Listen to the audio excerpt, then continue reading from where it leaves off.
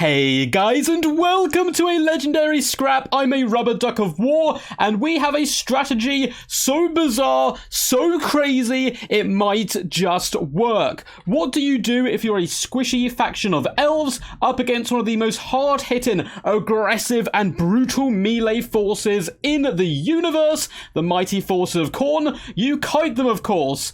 Actually, you don't. You go full combat. You fight fire with fire. Imric, the prince of all dragons, does bow to no Khorne challenge, and the challenge was set axes and blades only, and Imric accepts. Coming in on his mighty beast, he's going to be disgustingly expensive, particularly with the Starlance, Dragonhorn, Lord of Dragons, and Star Dragon's Breath Attack, which he has to take because he's got a Star Dragon, which we should do a bit of a reminder, give him a little neck scratch just to let him know he is great. Here's an awesome name. I can't remember what it is because it's ridiculously long, but if you're going to go full combat, Imric is a fantastic option because of that big boom he can do with his horn and just how much of a pack he does indeed punch. So he's got white lines as well as silver and guard making up the main battle line, some spearmen in the mix. We have even more white lines in the central pocket alongside some rangers, but this is where it gets real juicy in the back. Look at this. Swordmasters of Hoeth on either side, flanking the Keepers of Flame.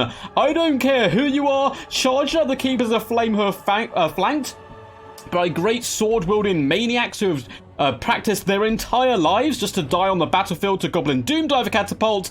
Is pretty scary stuff, but luckily for the Swordmasters, there's no range here to take them down. Looks like there are some units hidden in the trees, but they're not elvish units. Instead, it is the low bestial cunning of the Fleshhounds of Khorne who have decided to flank here in the trees. On the far side, we've got even more Fleshhounds. We also have double Chaos Knights of Khorne. Not something that I see particularly often, but they look glorious riding across the battlefield. Axes ready, hooves on fire as they burst into flames on the charge. So badass, but definitely expecting more of a kite-focused elf build, I think, or a defensive block, because this is a full-on rush build from the Warriors of Khorne. We've got Marauders along the front line, backed up by Spawn. Not a bad idea, but I don't know how much I love it against the elves who produce so many arrows and so many spears.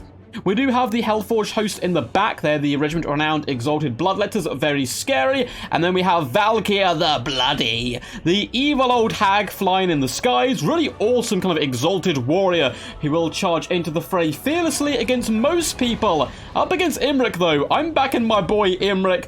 20 times out of 10, he's going to slap Valkyr the Bloody if she gets a little bit too close. Elves are rather swiftly moving up. I mean, this is so weird to see from high elves. It's always like the kind of Shadow Warrior kite or Lion Chariot cheese or bucket ton of flies, but nope, we're going straight for the melee rush. I love this. It's really trying to, fight fire with fire where possible. Unfortunately, they are going to be on the low ground here. They're trying to desperately push up into a better position. Looks like the Khorne force is a little too close for them. This is going to be a nice mix though for the high elves. The spearmen should be able to shred the spawn whilst the axemen take down the remainder of the infantry. At least that's the hope. We do have a big clash on this far side. Horsemen rear charging to white lines. Beautiful micro from the Khorne player, but up in the skies, Valkyr the Bloody is trying it.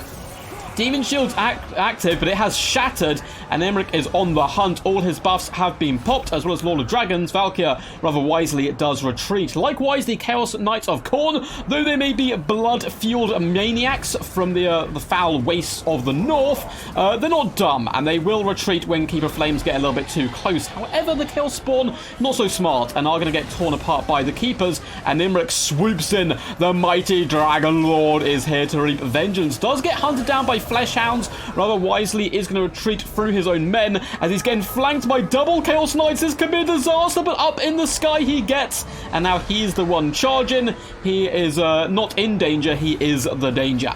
It looks like we have Swordmasters looking to cut up some Chaos Knights. Once again, good micro by the Khorne player to get the hell out of there. And he is busting through the middle. Despite the Spearman combination to try to deal with those spawn, they have broken and started to flee. Big scary breath attack comes down the line there. That's going to reap some pretty deadly havoc. Swordmasters just twirling and dancing with their blades in arcs of destruction, blood, and probably bits of archaic magic being flung in all different directions there as they do reap a bloody toll on the enemy. But they are surrounded. This micromanagement in play. Chaos Knights swooping back and forth across the battlefield. Rather impressive stuff. Over on this right-hand flank, an even trade so far, you would say. White Lions and Silver and Guard are probably going to win this actually against the Spawn and Marauders. I've got faith in the Elvish boys there. Now, Valkyr, Horn of Khorne, does mean that she's going to hit incredibly hard. Now, it looks like Imrik is mistaking her for a Slaaneshi Lord and is trying to spank her. Valkyr's not about that life, though, and definitely wants to get out there as quickly as possible. Not a huge amount of HP on that lovely lady. White Lions are holding firm in the middle alongside the Sword Masters, like a bit of an all-in. The Force of Khorne really trying to surround Imrik, and though he's a mighty dragon, he is very vulnerable if he gets blocked down like this, and it's looking a little bit sketchy for him. I've got hope. Lord of Dragons does go down on Valkyr, though, meaning that she is going to retreat. The Demon Shield goes up just to give her a little bit more protection. But on the far side, Keeper of Flames do some butcher's work and then move over to the central position. Looks like the Chaos Knights are just going to be gobbling up, nom nom nom, eating up these White Lions who have mighty war axes. They could do some damage. Looks like the Dragon Horns popped on them as well. 62 melee attack is going to do a pretty good number on these Chaos Knights, you'd think, though they are very close to breaking, which could be their undoing. Elsewhere, Elvish units are fleeing before the wrath of Khorne. Spearmen, Sword Masters, White Lions, all going in different directions, attempting to get the hell out of there. Looks like we do have Valkyr's little shot come down the side, doing some nice damage to the Keepers. They are the main threat at the moment, I would say. Swordmasters do charge uphill. Looks like they're hunting down the Hellforged host, who seems to be in a bit of a retreat themselves. Maybe looking to aid these knights against the White Lions. Don't think the knights really needed the help there. And now the Hellforged host can charge downhill into the Swordmasters. Those brave Swordmasters don't hold anything back, though. They counter-charge up, and it looks like Imrik is struggling to get off the ground a little bit, bouncing back and forth. Hellforged host up to an impressive 150 kills. By God, that is scary. Got a load of knights and Fleshhounds just hunting down some loose units. Needs to be reactivated, though, and brought back into the fight. Khorne player been very good on micro so far, but is now letting it slip with these mobile units being idle in the flanks. Of course, micro is happening elsewhere on the battlefield. It does seem like the Hellforged host is going to go down, and this is bad news. Relentless Rage is popped on them, but that is eventually going to wear off, and the Phoenix Guard, the Keepers of Flame, very healthy.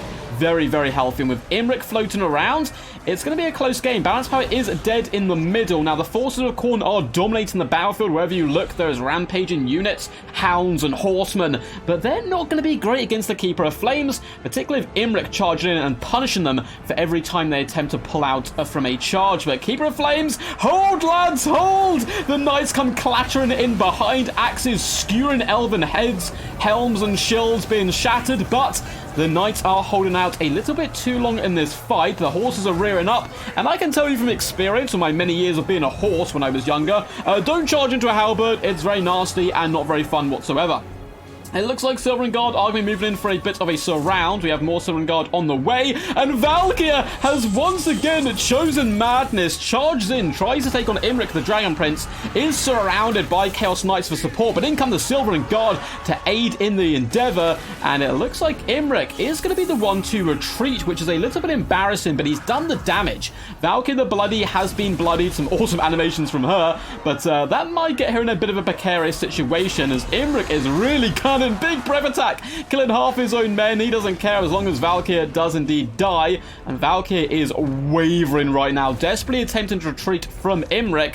What is their speed? She's got to be faster, right? She's got to be. Currently 86 speed, is being nerfed here, however. Imrik's speed only 80, so he's going to struggle to catch, and it looks like the Elvish infantry is kind of breaking all over the battlefield, but you got to remember, Imrik is disgusting, and I mean disgustingly expensive.